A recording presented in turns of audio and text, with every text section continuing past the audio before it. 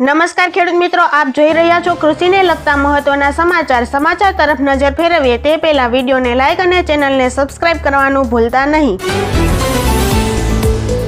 ગુજરાતમાં હવામાન વિભાગે નવી આગાહી કરી છે। તે અનુસાર આવનારા 3 દિવસ પછી ગરમી વધશે।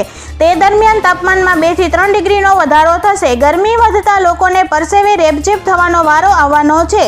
હાલ ઉત્તર પશ્ચિમ ઉત્તરના પવન ફૂંકાઈ રહ્યા છે, જેના કારણે આવતા 3 દિવસ તાપમાન હાલ જેવું રહેશે, જ્યારે 3 દિવસ બાદ પવનની દિશા બદલાતા તાપમાન વધશે।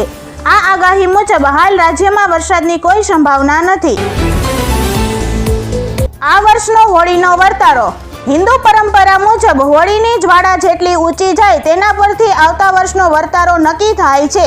હવામાન નિષ્ણાત અમરલાલ પટેલે તેના અભ્યાસ પરથી કીધું કે આ વર્ષે આંધી વંટોળ સાથે ચોમાસાનું આગમન થશે।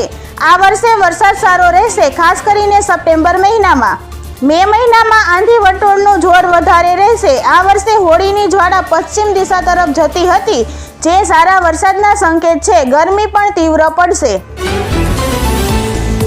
રાજકોટ માર્કેટયાર્ડમાં આજે જણસીઓની ઢગલા મોઢે આવક થઈ હતી। આજે કપાસની 2000 ક્વિન્ટલ આવક થઈ હતી। કપાસના ભાવ એક મણના ખેડૂતોને 1375 રૂપિયાથી 1680 રૂપિયા મળ્યા હતા। રાજકોટ યાર્ડમાં મગફળીની 1500 ક્વિન્ટલથી વધુ આવક થઈ હતી, જેમાં જાડી મગફળીની 1000 ક્વિન્ટલની આવક હતી અને ભાવ 1125 રૂપિયાથી લઈને 1248 રૂપિયા સુધી મળ્યો હતો। ઝીણી મગફળીની 950 ક્વિન્ટલની આવક સામે ભાવ 1111 રૂપિયાથી લઈને 1272 રૂપિયા સુધી મળ્યો હતો। આ સિવાય રાજકોટ માર્કેટયાર્ડમાં ડુંગળીની 2685 ક્વિન્ટલ આવક થઈ હતી અને ભાવ 140 રૂપિયાથી લઈને 355 રૂપિયા સુધી બોલાયો હતો। આ ઉપરાંત યાર્ડમાં સૌથી વધારે 4800 ક્વિન્ટલ પીળા ચણાની આવક થઈ હતી અને પીળા ચણાનો ભાવ 1030 રૂપિયાથી લઈને 1130 રૂપિયા સુધી મળ્યો હતો। ખેડૂત દેવા માફ કરવાને લઈને સરકાર અને ખેડૂત આગેવાનો વચ્ચે ફરી એકવાર મામલો ગરમાયો છે। આ વર્ષે કમોસમી વરસાદ અને બજારમાં મંદીને કારણે ખેડૂતોને ભારે નુકસાન થયું છે અને ખેડૂતો પાસે જૂના દેવા ભરવા માટે પણ પૈસા નથી, જેથી ખેડૂતોને દેવાના ભારમાંથી રાહત આપવા દેવા માફ કરી ખેડૂતોની સહાય આપવામાં આવે તેવી માંગ કરવામાં આવી છે।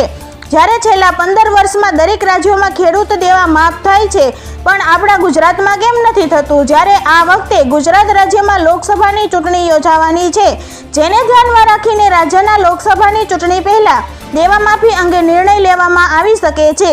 જ્યારે મિત્રો તેલંગાણાની સરકારે ચૂંટણી પહેલા ખેડૂતોના 1 લાખ રૂપિયા સુધીના સંપૂર્ણ દેવા માફ કર્યા છે, જેને ધ્યાનમાં રાખીને ગુજરાતમાં પણ આ વર્ષે લોકસભાની ચૂંટણી પહેલા દેવા માફી અંગે જાહેરાત થઈ શકે છે અને ખેડૂતો માટે ઘણા ખેડૂતલક્ષી નિર્ણય લેવામાં આવી શકે છે।